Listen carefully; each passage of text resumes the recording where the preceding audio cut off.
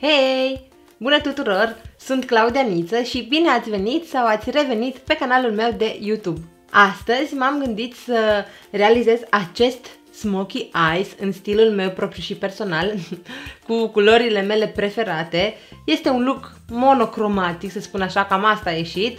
Am folosit paleta nouă de la Tarte Cosmetics, pe care mi-am comandat-o când le-am comandat și pe celelalte, dar nu am apucat încă să o folosesc.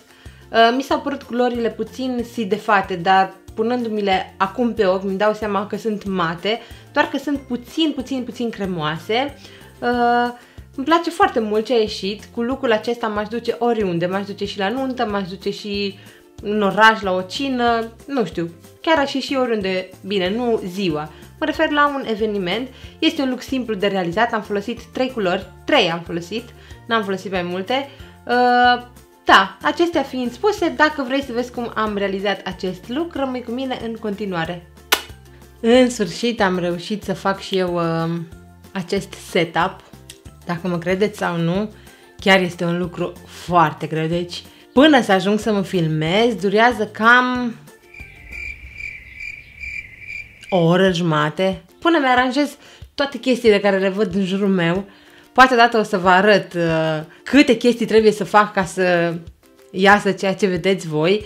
Și încă nu sunt super mulțumită de cum iasă și de calitatea videoului, dar astăzi nu mi-a stat nici părul, nici fața nu-i la locul ei, nici eu nu sunt la locul meu, nici nimic nu-i la locul lui. Astăzi m-am gândit să fac un Smoky Eyes, așa am zis și data trecută, sper de data aceasta să îmi iasă acel Smoky Eyes. Așa că da, să trecem la treabă, nu? Nu știu cât se vede pe cameră, dar sunt puțin roșie din cauza că m-am și agitat super mult pe aici să-mi aranjez chestiile astea. Iar pentru asta ce fac, îmi dau cu apă termală. S-a stricat, nu ne mai dăm cu apă termală. M-am demachiat, mi-am exfoliat foarte bine tenul și mi-am pus o cremă foarte hidratantă înainte de să încep toată procedura. Următorul pas, aplic baza de la Laura Mercier, aplic baza pe toată fața.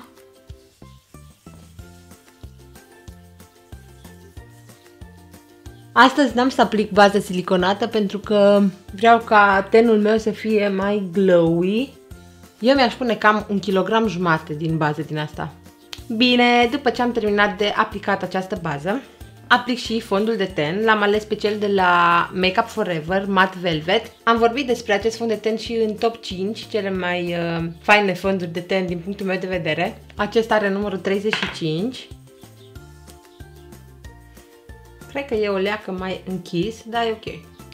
Aplic fondul de ten cu pensula de la Kim de Suzana Petre și încep ușor să blenduiesc cu Beauty Blenderul tot ce am făcut.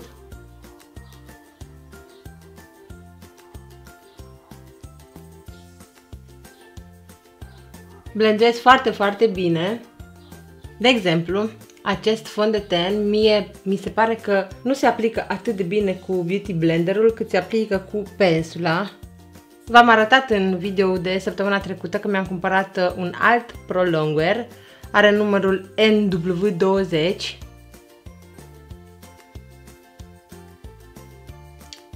Îl aplic sub ochi. Ce frumos miroase! Astea noi când le deschizi, așa de fain miros. Aplic și pe nas un pic. Aici mi-a ieșit un monstrulet. Pe bărbie și pe frunte. După ce am terminat pasul acesta, încep să blenduiesc.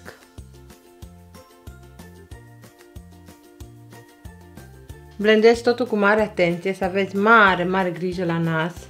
Pentru că nasul ăsta întotdeauna își face de cap. Trebuie să băgați produsul în piele, efectiv. Am să-mi pun din același concealer și pe pleoapa mobilă, în loc de bază.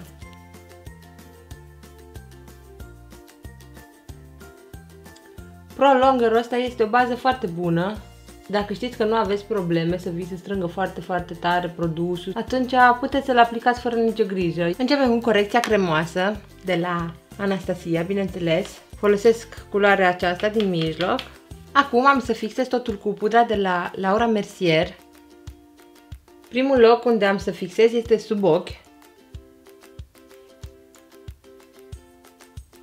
Ca să nu mă mai stresez foarte tare cu chestia asta. Îmi place foarte, foarte, foarte mult această pudră. Îmi place că și uniformizează pielea. Fixez și nasul, că nasul e problema întotdeauna.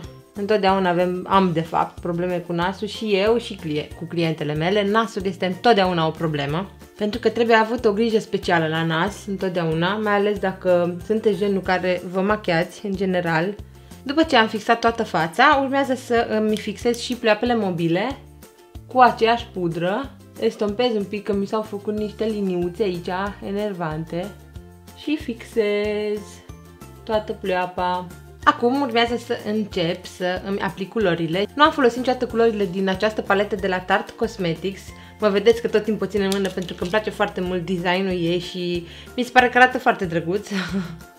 Așa că astăzi am să folosesc această paletă de culori de la Tarte Cosmetics, care arată cam așa. Prima nuanță pe care am să o aplic va fi aceasta. Este o culoare deschisă, foarte puțin zi de fată. O aplic sub arcadă și în colțul interior al ochiului. Următoarea nuanță pe care am să o folosesc este Marina. Și apoi o voi folosi pe următoarea, pe aceasta. Iau prima culoare. După câte văd eu, par să se blendească foarte bine. E o culoare foarte drăguță. Mă uit atentă, e un pic lucioasă, așa, nu e foarte, foarte mată. Dar cu toate acestea, chiar arată foarte bine și e mată pe ochi. Acum am să aplic următoarea culoare care v-am arătat-o, care este un pic mai închisă, dar cred că o să o combin a doua cu a treia de aici, adică o să combin asta cu asta pe care am stricat-o acum. Am băgat pensula în ea, super, nu? Încep tot din colțul exterior al ochiului și merg până în colțul interior.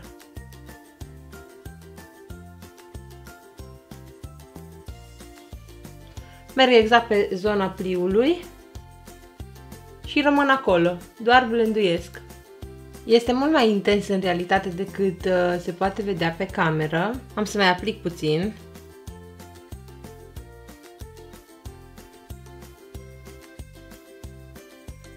Okidoki! După ce am terminat de aplicat culorile închise în pliu, am să vin cu prima culoare pe care am aplicat-o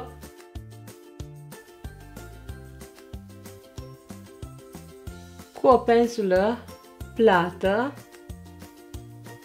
Aplic prima nuanță. Am vrut să fac așa pentru ca să nu folosesc foarte multe culori și încep ușor, ușor această culoare să o integrez în culoarea din pliu. Totul arată super ciudat acum. Acum urmează să îmi umplu sprâncenele cu fard. Fardurile sunt de la Atelier Paris. Îmi piaptă în primul rând sprâncenele și apoi încep să le umplu.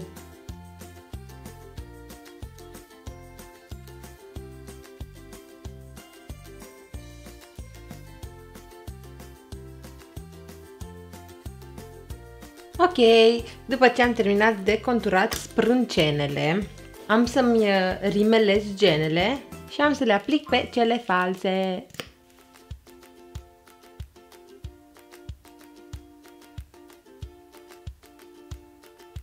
Le-am găsit pe cele false care mi le doream data trecută. Ele sunt de la Gypsy cu numărul 906. Au banda foarte moale. O poți modela cum vrei tu, ceea ce e foarte bine, pentru că acelea care au banda aceea foarte, foarte tare, să le modelezi banda aia e super, super greu. Cam așa ceva.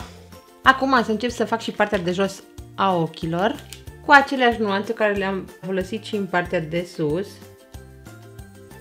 Am să cobor un pic mai mult cu machiajul în partea de jos a ochilor. Așa, iau următoarea culoare în combinație cu a treia. Îmi iau fața aia de... Așa. și încep a blendui umrimele și genele de jos. Am să folosesc și blush-ul acela nou de la MAC, se numește Superb Extra Dimension. Așa arată. Să îl aplicăm, să vedem cum arată. Cum arată el? Cum arată el? Este un pic cam moale pensulul asta pentru chestia asta. Adică mie mi-ar plăcea să fie pensula puțin mai tare. Eu. Păi ce fac cu asta? Da, voi schimba pensula și îmi voi lua una care îmi place mie. Una mai mare și mai deasă. Acum îmi voi contura fața cu paleta de la Anastasia. Astăzi nu prea am chef să-mi aplic bronzer. Să vedem.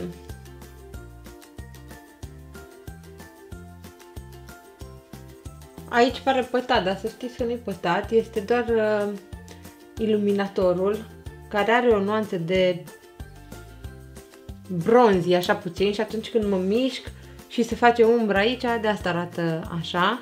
Ca și blush, am să aplic blush-ul de la Makeup Geek. Acesta este de la Makeup Geek.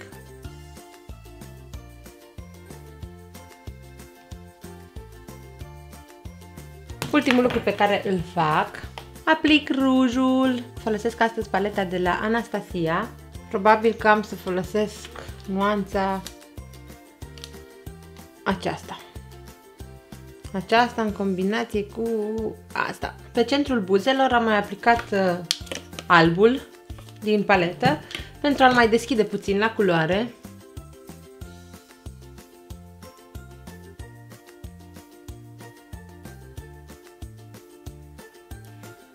Cam acesta este machiajul de astăzi.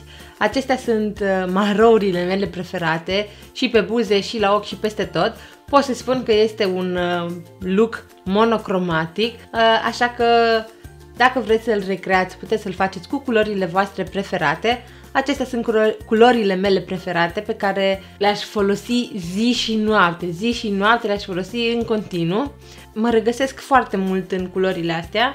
Dacă ți-a plăcut acest video, nu uita să-mi dai un like, un share și dacă nu ești abonat încă canalului meu de YouTube, mai jos, undeva pe aici, pe aici, da, pe aici pe undeva, o să vezi un buton roșu.